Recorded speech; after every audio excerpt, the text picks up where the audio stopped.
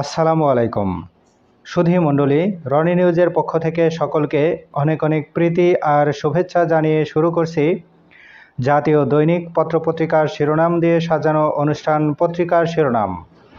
আজ বুধবার 29 শ্রাবণ 1432 বঙ্গাব্দ, 13 আগস্ট 2025 খ্রিস্টাব্দ, 18 সফর 1447 হিজরি।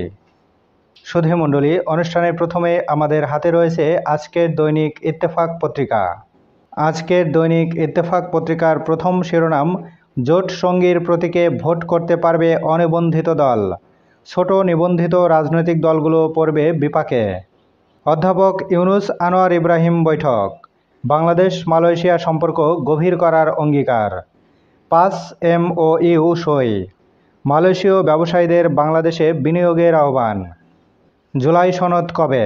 ঐকমত্য কমিশনের মেয়াদ বাড়ল 15 সেপ্টেম্বর পর্যন্ত।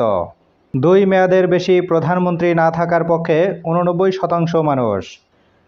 এবার শেষের পাতা। মার্কিন শুল্ক কমিয়ে 15% করার চেষ্টা করছে, বললেন বাণিজ্য উপদেষ্টা। স্থলবন্দর দিয়ে পাট পণ্য রপ্তানিতে ভারতের নিষেধাজ্ঞায় প্রভাব ফেলবে না।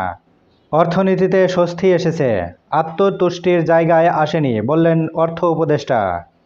গাজায় গণহত্যা নিয়ে ভারত সরকারের নীরবতা লজ্জাজনক, বললেন প্রিয়াঙ্কা গান্ধী। অপরাধ দমনে ওয়াশিংটনে পৌঁছেছে ন্যাশনাল গার্ড। ভারতের ওপর শুল্ক আরোপ মস্কোর জন্য বড় ধাক্কা, বললেন ট্রাম্প। শুল্ক আলোচনার মেয়াদ 3 মাস বাড়াল চীন ও যুক্তরাষ্ট্র। নীতিমালা নেই, রাজস্ব হারাচ্ছে সরকার। আমদানি নিষিদ্ধ ভেপের জমজমাট বাজার। সুধীমণ্ডলী, অনুষ্ঠানের এ পর্যায়ে আমাদের হাতে রয়েছে আজকের দৈনিক যুগান্তর পত্রিকা।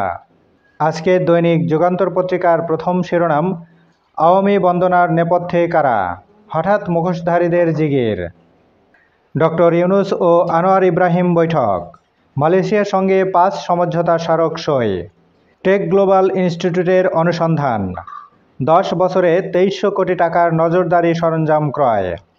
দুর্ঘটনা রোধে সরকারের কার্যকর উদ্যোগ নেই, সড়কে বছরে ঝরছে 8000 প্রাণ।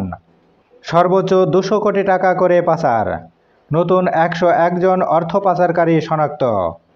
শ্রমবাজারে কর্মক্ষম বেকার 28 লাখ, শিক্ষিত বেকার বাড়ার হার উদ্বেগজনক। রপ্তানি লক্ষ্যমাত্রা প্রসঙ্গে উপদেষ্টাকে ব্যবসায়ীরা, কাস্টমস গ্যাস সংকট দূর করুন, বেশি অর্জন করতে পারব। ত্রয়োদশ নির্বাচন, বিএনপির দ্বিতীয় প্রজন্ম চমক দেখাতে চায়। সুধীমণ্ডলী, এরপরে আমাদের হাতে রয়েছে দৈনিক কালের কণ্ঠ পত্রিকা। আজকে দৈনিক কালের কণ্ঠ পত্রিকার প্রথম শিরোনাম, বন্ধ 353 কারখানা, লক্ষাধিক বেকার। মালয়েশিয়ার সঙ্গে 5 সমঝোতা স্মারক, 3 নোট বিনিময় সই। স্লোগান নির্ভরতার দিন শেষ, জনগণ চায় রাজনীতির পরিবর্তন, বললেন তারেক রহমান। সাংবাদিককে হয়রানি হুমকিতে 5 বছরের জেল জরিমানা। সাংবাদিক সুরক্ষা অধ্যাদেশের খসড়া চূড়ান্ত। ভোটের হাওয়া ঝিনাইদহ, ভোট যুদ্ধের আগে চলছে প্রচার যুদ্ধ। সুধীমণ্ডলী, এই ছিল আজকে দৈনিক কালের কণ্ঠ পত্রিকার প্রধান প্রধান শিরোনাম। প্রতিদিন জাতীয় দৈনিক পত্রিকাগুলোর শিরোনাম জানতে আমাদের চ্যানেলটি সাবস্ক্রাইব করে চ্যানেলের সঙ্গেই থাকুন।